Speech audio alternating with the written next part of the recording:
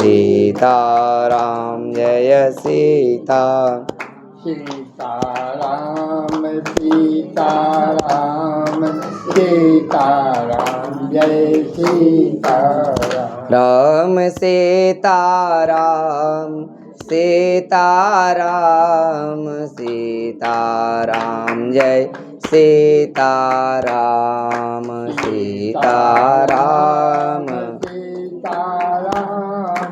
सीताराम जय सीताराम। श्री सीताराम जी महाराज की। 11वें अध्याय में भगवान ने गरुड़ जी को 10 गात्र विधि के विषय में बताया। अब 12वें अध्याय में गरुड़ स्वयं भगवान से प्रश्न करते हैं कि 10 गात्र विधि तो आपने बताया प्रभु, अब 11 दिनस्यापे विधिं ब्रूहि सुरेश्वर। अब 11 दिन की विधि आप बतावें भगवान। एकादशाह के दिन की विधि कहिए। व्रतोत्सर्ग विधानम च वद में जगदीश्वर। हे जगदीश्वर, व्रतोत्सर्ग का भी विधान मुझसे कहिए।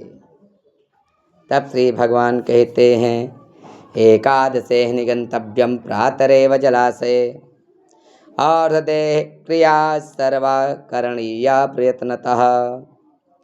भगवान कहते हैं कि हे गरुड़, 11वें दिन प्रातः काल ही जलाशय यानी कुआं, नदी या तालाब पर जाकर संपूर्ण और दैहिक क्रिया यत्न पूर्वक करना चाहिए। 11वें दिन वेद और शास्त्र के जानने वाले ब्राह्मणों को निमंत्रण देकर हाथ जोड़कर नमस्कार करें और प्रेत की मुक्ति के लिए प्रार्थना करें। आचार्य भी स्नान और संध्या वंदन आदि नित्य नियम करके पवित्र होवे।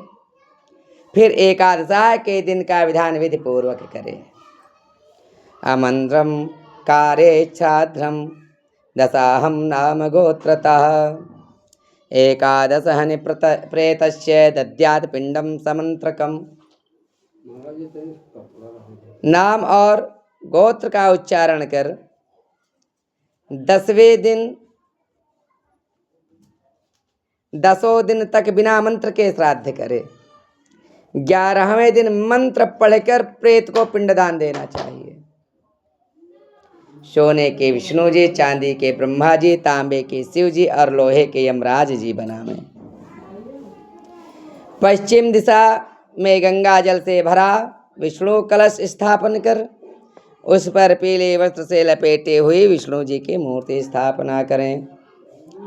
पूर्व दिशा में दूध और जल से भरा हुआ ब्रह्मा का कलश रखकर उस पर सफेद वस्त्र से लपेटे ब्रह्मा की मूर्ति स्थापना करें। उत्तर दिशा में शहद और घी से रुद्र कलश रखकर उस पर लाल वस्त्र से लपेटे रुद्र के मूर्ति स्थापना करें और दक्षिणाभिमुख होकर अपसभ्य होकर तर्पण करें। विष्णु, ब्रह्मा, शिव और धर्मराज का वेद मंत्रों से तर्पण करें। फिर होम करके 10 घट आदि श्राद्ध करें। इसके बाद पितरों को उतारने के लिए गौदान देवें और कहें कि हे माधव, मैंने जो यह गौ दी है इससे आप प्रसन्न होवें। फिर उस प्राणी के भोगे हुए यानी पहिरे हुए वस्त्र, आभूषण, वाहन, घृत से पूर्ण फूले का पात्र, सतनजा यानी 7 प्रकार के अन्न और उसको प्यारी वस्तु जो भी उसको बहुत अधिक प्यारी हो, वह वस्तु और अंतकाल में तिल आदि 8 महादानों में से जो चीजें दान ना की हो वह सब वस्तुएं सैया के पास रखकर उसका दान करें। ब्राह्मण के चरण धोकर वस्त्र आदि से उसकी पूजा करें और लड्डू, पुआ, दूध और अन्य पके हुए फल भोजन के लिए दें। फिर सैया पर सोने की पुरुष की मूर्ति रखकर उसकी पूजा करें और हर प्रकार मृतक की शैया का दान करें। हे विप्र, प्रेत की मूर्ति से युक्त और सब सामग्री के साथ यह प्रेत शैया तुम्हें मैं अर्पण करता हूँ, इस प्रकार कहे। ऐसा कहकर कुटुंबी आचार्य ब्राह्मण को शैया देवें और परिक्रमा तथा प्रणाम करके विसर्जन करें। इस प्रकार नव आदि श्राद्ध से, शैयादान से और वृषोत्सर्ग करने से प्रेत मोक्ष को प्राप्त होता है। 11वें दिन विधि से वृषोत्सर्ग करें। एकादशे विधिना वृषोत्सर्गं समाचरेत्। हेनांगम रोगिणं बालं त्यक्त्वा कुर्यात् सलक्षणम्। 11वें दिन विधि से वृषोत्सर्ग करें। हेनांग रोगी और बालक को छोड़कर लक्षण युक्त बछड़ा छोड़ना चाहिए। ब्राह्मण के लिए लाल रंग, आंखें पिंगल वर्ण तथा गला, खुर और सींग लाल सफेद, पेट और काली पीठ का साण ब्राह्मणों के लिए छोड़ना चाहिए। अच्छे चिकने लाल वर्ण का क्षत्रियों के लिए, पीले रंग का वैश्य के लिए और काले रंग का शूद्र के लिए साण छोड़ना कहा गया है। गरुण, जिसका सब अंग पूरा हो और पूंछ तथा पैर सफेद हो वह पिंग वर्ण कहलाता है। यही पितरों को प्यारा होता है। गरुण, जिस साण के चारों पैर, मुख और पूंछ सफेद हो वह सब देह का वर्ण लाख के रस के समान हो वह नील वर्ण कहा जाता है। गरुण, जो साण रंग में तो लाल हो और मुख पूंछ पांडुर वर्ण हो और खुर तथा सींग पिंग वर्ण हो वह रक्त नील कहलाता है। सब अंग में एक ही वर्ण हो और पूंछ तथा खुर में पिंग वर्ण हो उसे नील पिंग कहते हैं। गरुण, यह पूर्वजों का उद्धार करने वाला होता है। गरुण, जिसका कबूतर का सा वर्ण हो और माथे में तिलक हो तथा सब अंग शोभायुक्त व पूर्ण हो वह बभ्रु नील कहा जाता है। सब शरीर में नील वर्ण हो और दोनों आंखें लाल हों उनको महानील कहते हैं। इसके 5 भेद होते हैं। साण को अवश्य छोड़ देना चाहिए। गरुण, घर में नहीं रखना चाहिए। यह पुरानी कहावत चली आ रही है कि बहुत से पुत्रों की इसलिए इच्छा की जाती है कि उनमें से कोई भी एक गया को जाएगा। या गौरी कन्या का 8 वर्ष की कन्या 8 वर्ष की उम्र की जो कन्या होती है उसे गौरी संज्ञा प्रदान की जाती है कि ये गौरी है। महागौरीति चाष्टमम, ये महागौरी हैं, गौरी संज्ञा है। विवाह करेगा और नील रंग का बैल छोड़ेगा वही पुत्र मानने योग्य है। वृषोत्सर्ग करें या गया जी में श्राद्ध करें, इसके अतिरिक्त सारे पुत्र विष्ठा के समान है। गरुण, जिसके पूर्वज रौरव आदि नरकों में पड़े हों उन सबको पुत्र वृषोत्सर्ग करके 21 पीढ़ी तक तार देता है। स्वर्ग में गए हुए पितर भी वृषोत्सर्ग की इच्छा करते हैं कि हमारे वंश में कोई पुत्र वृषोत्सर्ग करेगा तो उसके वृषोत्सर्ग से हम सब परम गति को पावेंगे। क्योंकि सब यज्ञों का वृषोत्सर्ग यज्ञ ही हम सबको मुक्त करेगा। इसलिए पितरों की मुक्ति के लिए वृषोत्सर्ग यज्ञ करना चाहिए।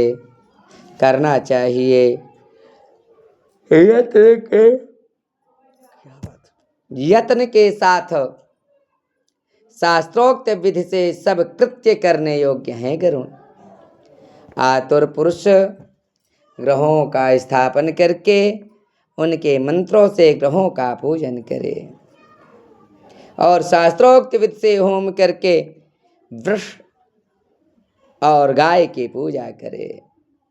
बछड़ा और बछड़ी मंगवाकर उन दोनों को कंगन बांधे और विवाह के विधि से स्तंभ गाड़े। रुद्रकंभ के जल से वृष यानी बैल और बछड़ी को स्नान कराकर रोले चंदन और फूलों से पूजा करके परिक्रमा करे। दाहिने पछवाड़े के पुट्ठे पर त्रिशूल और बाईं ओर चक्र लगाए देवे। फिर उसे छोड़कर हाथ जोड़कर यह मंत्र पढ़ें कि धर्मस्त्वं वृषरूपेण ब्रह्मणा निर्मिता पुरा तवोत्सर्ग प्रदानेन तार्यस्व भवार्णवात्।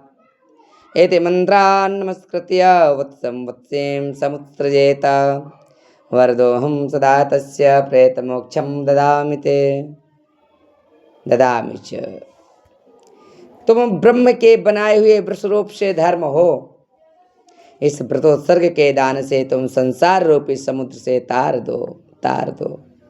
इस मंत्र से नमस्कार करके वृष और बछिया को छोड़ दें। भगवान कहते हैं कि सदा वर देने वाला मैं प्रेत को मोक्ष देता हूँ। इससे इस व्रतोत्सर्ग करना चाहिए गरुण। इसका जीते जी फल मिल जाता है। जो पुत्र रहित हो वह स्वयं व्रतोत्सर्ग करके सुख से परम गति को पाता है। कार्तिक आदि शुभ मासों में अथवा उत्तरायण के रहते शुक्ल अथवा कृष्ण पक्ष में द्वादशी आदि तिथियों में तथा सूर्य और चंद्रमा के ग्रहण में पुण्य तीर्थ में दोनों उत्तरायण दक्षिणायन अयनों में और दोनों विषुवत संक्रांतियों में वृषोत्सर्ग करना चाहिए। शुभ मुहूर्त और शुभ लग्न में पवित्र देश में सावधान होकर शुभ लक्षण तथा विधि को जानने वाले ब्राह्मण को बुलाकर जप होम अथवा दान से देह को पवित्र करें। पहले की तरह हवन आदि सब विधियां करें। शालिग्राम को रखकर वैष्णव श्राद्ध करें। तत्पश्चात अपना श्राद्ध करें और ब्राह्मण को दान दें। हे गरुड़, पुत्रवान तथा बिना पुत्र वाला जो कोई इस प्रकार वृषोत्सर्ग करता है उसको वृषोत्सर्ग का वांछित फल मिलता है। जो गति वृषोत्सर्ग से होती है वह गति अग्निहोत्र आदि यज्ञों से और नाना प्रकार के दानों से भी नहीं प्राप्त होती है। इसलिए वृषोत्सर्ग जरूर करना चाहिए। बालक अवस्था में, कुमार अवस्था में, किशोर अवस्था में, युवा में अथवा बुढ़ापे में किए हुए सभी पाप वृषोत्सर्ग से दूर हो जाते हैं। इसमें संदेह नहीं है गरुण। मित्र द्रोही, कृतघ्न, मदिरा पीने वाला, गुरु पत्नी में गमन करने वाला, ब्रह्म हत्या का पापी और स्वर्ण यानी सोना चुराने वाला, ये सब वृषोत्सर्ग से मुक्त हो जाते हैं। इसलिए सब प्रकार से वृषोत्सर्ग करना चाहिए। हे गरुण, तीनों लोकों में वृषोत्सर्ग के समान पुण्य कुछ भी नहीं है। पति और पुत्र के आगे जो स्त्री मर जाए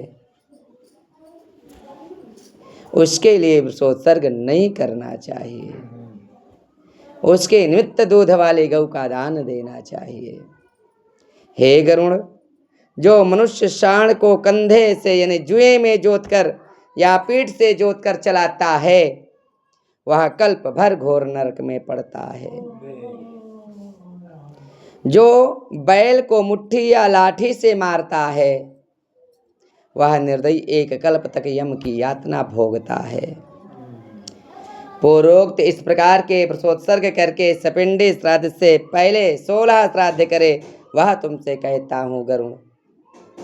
एक मृतक के स्थान में, दूसरा द्वार पर, तीसरा आधे मार्ग में, चौथा चिता में, पांचवा शव के हाथ में और छठा अस्थि संचय श्राद्ध में पिंड होता है तथा 10 पिंड 10 दिन में होते हैं। 10 6 16। यह पहली मलिन षोडशी विद्या कहलाती है। अब मैं दूसरी मध्यम षोडशी विद्या तुमसे कहता हूँ। हे गरुण, पहला विष्णु जी के निमित्त। प्रथम विष्णवे दद्यात् द्वितीयं श्री शिवाय च याम्यात् परिवाराय तृतीयं पिण्डमुत्सृजेत चतुर्थं सोमराजाय हव्यवाहाय पंचमं कव्यवाहाय षष्ठं च दद्यात् कालाय सप्तमम्। पहला विष्णु जी के निमित्त, दूसरा शिव जी के निमित्त, तीसरा परिवार सहित यम के निमित्त पिंड देवें, चौथा सोम, पांचवा हव्यवाह, छठा कव्यवाह और सातवां पिंड के निमित्त श्राद्ध देवें। तत्पुरुष के निमित्त श्राद्ध देवें। हे गरुण, तत्व को जानने वाले इसको मध्यम षोडशी कहते हैं। अब उत्तम षोडशी। 12 प्रतिमासेषु पाक्षिकं च त्रिपाक्षिकं न्यूनषण्मासिकं पिण्डं दद्यान्न्यूनाब्धिकं तथा उत्तमं षोडशं चैतन्मया ते परिकीर्तितं श्रपयित्वाचरं तार्क्ष्य कोर्याद्देकादशे हनि। 12 पिंड तो 12 महीने में, एक पाक्षिक, एक त्रिपाक्षिक, एक यौन षण्मासिक और एक न्यूनाब्धिक पिंड होता है। इस प्रकार 16 श्राद्धों में उत्तम षोडशी तुमसे कही गई है। हे गरुण, 11वें दिन खीर बना करके पिंड दान करें। पूर्वोक्त 48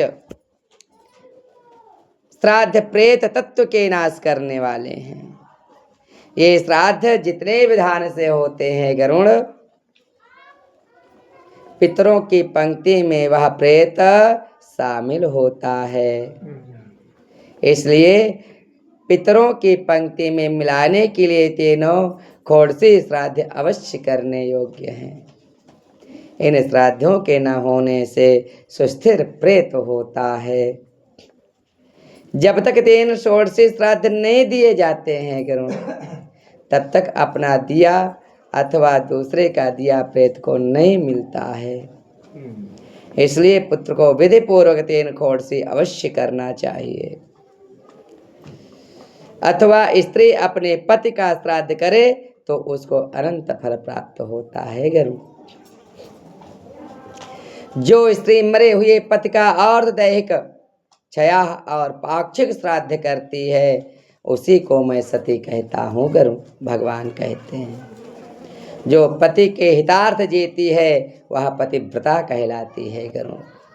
उसी का जीवन सफल है जो मरे हुए पति का भजन करती है।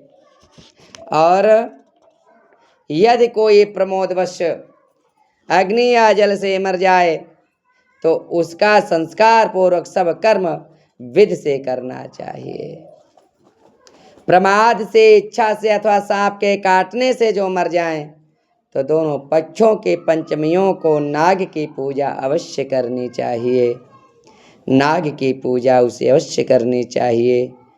पिट्ठी से या आटे के सांप के आकार के मूर्ति पृथ्वी में लिखकर सफेद फूल, सुगंध और चंदन से उसकी पूजा करें। धूप दीप तथा चावल और तिल चढ़ावें। कच्ची पिट्ठी को नैवेद्य और दूध निवेदन करें। सामर्थ्य के अनुसार यदि सामर्थ्य अपने पास है तो सोने का सांप बना करके और गौ, सर्प और गौ दोनों को ब्राह्मण को देवें। फिर हाथ जोड़ करके कहें कि हे नागराज प्रसन्न हो। इसके पीछे उनको नारायण बल की क्रिया करें। इससे सब पापों से छूटकर वह प्रेत स्वर्ग में वास करता है। एवं सर्वक्रियां कृत्वा घटं सान्नं जलान्वितं दद्यादाब्दं यथा संख्य पिण्डवान् वा जलजान् क्रमात्। एवमेकादशे कृत्वा कुर्यात् स पिण्डनं ततः शय्यापदानां दानं च कारयेत् शोतके गते। गरुड़ इस प्रकार सब क्रिया करके जल और अन्न के साथ 1 वर्ष तक घटदान करें और कथित संख्या से जल सहित क्रम से पिंड देवें। इसी प्रकार 11वें दिन का कृत्य करके सपिंडन श्राद्ध करें। फिर सूतक निवृत्त होने पर शय्यादान और पददान करें। इति गरुड़ पुराणे सारोद्धारे एकादश विधि निरूपणम नाम 12वाध्यायः। सीताराम सीताराम सीताराम जय सीताराम सीताराम सीताराम सीताराम जय राम सीताराम सीताराम सीताराम जय सीताराम सीताराम सीताराम सीताराम जय सीताराम राम सीताराम जय सीताराम सीताराम जय सीताराम। श्री सीताराम जी महाराज की जय। अब प्रेत को मुक्ति यानी मोक्ष प्रदान होवे इसके लिए समधिगतोस्मि का जप कर लें। ओम